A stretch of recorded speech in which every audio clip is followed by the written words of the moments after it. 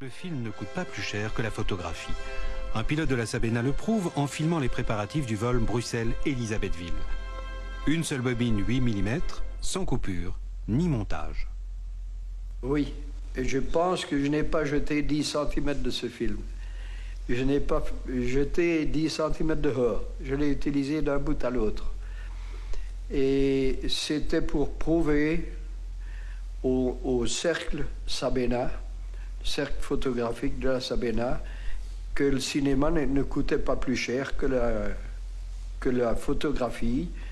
Et je leur disais, voilà, avec un appareil le moins cher possible, ce qu'il y avait de moins cher sur le marché, et une bobine, il y a déjà moyen de faire quelque chose, une petite histoire.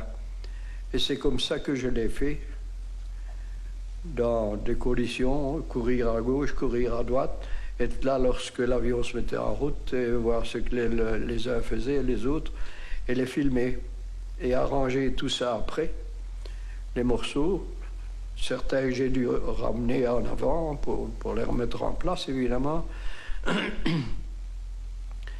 et que j'ai pu montrer qu'il y avait moyen de faire des surimpressions, même sur un appareil qui n'avait pas de marche arrière, ni rien du tout. C'était filmé en quelle année? Au début des années 50, c'était à Mesbrook. Ici, il s'agit de quel appareil? C'est un des C4, ça. Ce sont les après, on vérifie, c'est dans le hangar, on vérifie le moteur, on vérifie le tout pour mettre l'avion en état avant de partir. Oui, ils sont sur des escabeaux pour arriver à hauteur des moteurs, etc. Ça, c'est le carrefour de la porte de Schaerbeek, à Bruxelles. Il y avait un air terminus provisoire en bois et en vitre qui était monté où se trouve actuellement la prévoyance sociale, la tour. C'est de là qu'on partait. Voilà, ce sont des gens, des passagers qui s'embarquent dans le bus. Et les bus qu'on avait à l'époque, il y en avait 5 ou 6, c'était des isoblocs français. Et ils sont partis vers l'aérogare de Mesbrook. C'était surtout le Congo qui était la ligne principale. C'est là-dessus qu'on gagnait le plus, quoi. C'était la vache à lait de la Sabena. Parce qu'on allait à Léopoldville, à Stanleyville et à Elisabethville. Ça, c'est sur le tarmac. On amène l'avion, on vient d'amener l'avion en taxi, on le met en place. On fait le plein d'essence actuellement. Oui, des deux côtés même. On remplit l'aile du côté droit et du côté gauche. On remplit tous les réservoirs. Ça, c'est la cale en dessous de l'avion où on met les bagages et le fret, s'il y en avait.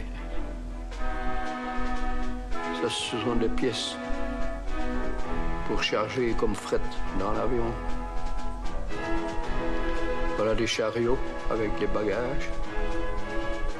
Et donc, c'est toujours les après du départ, pendant que les passagers sont partis de l'air terminus et sont en route pour l'aérogare ici. Voilà qu'on amène encore les autres contre l'avion, qui est assez haut.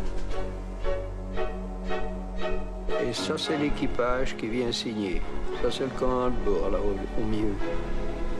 Il y avait le commandant de bord, le second pilote, un navigateur et un radio et un mécanicien.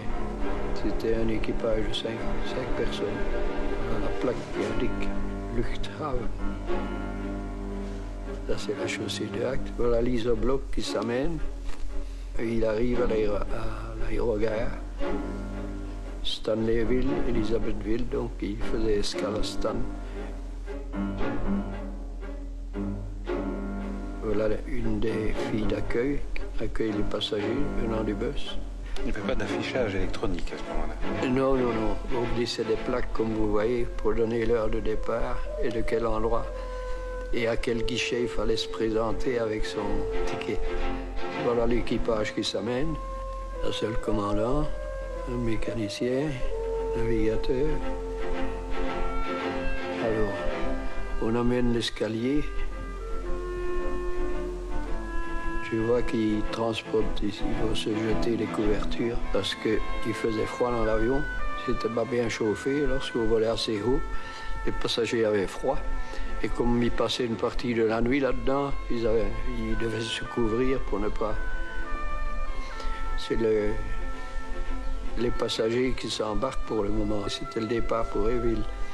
Il faut au revoir aux passagers qui sont sur la terrasse au-dessus. Oui, les voilà sur la terrasse.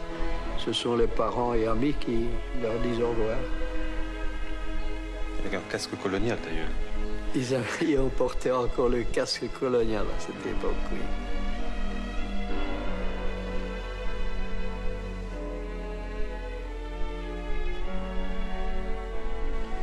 Voilà, je crois que on va mettre les moteurs en route.